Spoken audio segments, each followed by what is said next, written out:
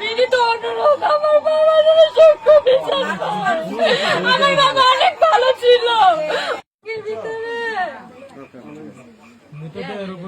এই যে বাবা, বুকের উপরে উঠে, ওই দেখেন কিরকম বুকের উপরে উঠছে। আমার বাগি।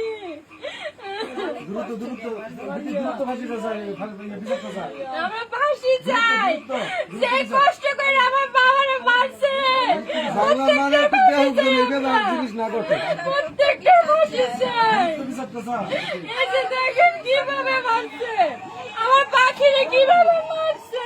ওই যে পাথর, ওই যে পাথর মারছে হাত বাবা, হাত বাবা। ওই আমার পাখি, আর আমার পাখি রে, আর আমার পাখি।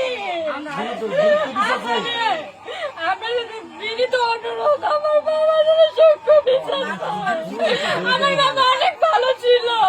ওনারা যদি কেউ বিয়ে দিতে না পারতো, গরিব অসহায়কে দান করতো।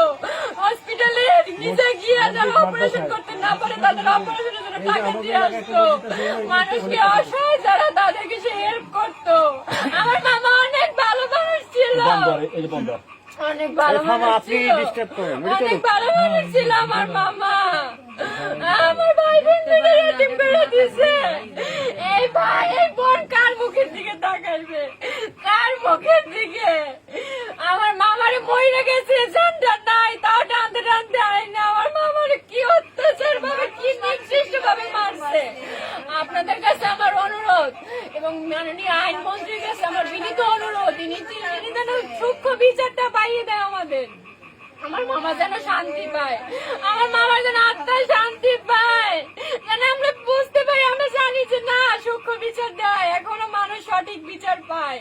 প্রত্যেকের যেন ফাঁসি হয় এবং এগুলোর পিছিয়ে অনেক বড় বড় নেতাদের হাত আছে, বড় বড় লোকদের হাত আছে যারা মানুষদের এগুলো করাইছে।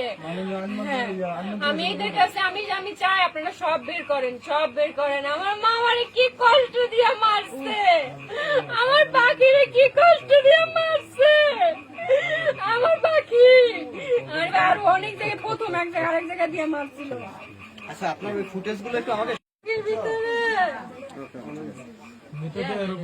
এই যে বাবা, বুকের উপরে উঠে, ওই দেখেন কিরকম বুকের উপরে উঠছে। আমার বাগি।